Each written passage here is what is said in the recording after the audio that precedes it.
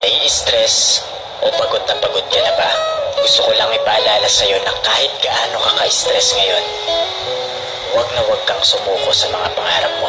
Kailangan mong tandaan parati na magtiwala ka sa progress na nangyayari sa buhay mo. Kahit alam ko na minsan sobrang hirap at sobrang nakakapagod na din talaga. Magtiwala ka sa kakayahan mo.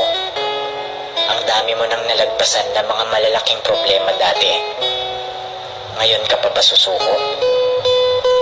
Patuloy ka lang na lumaban.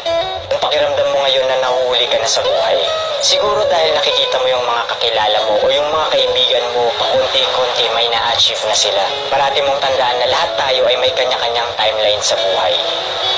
Hindi ka nahuhuli at hindi ka rin naman nauuna.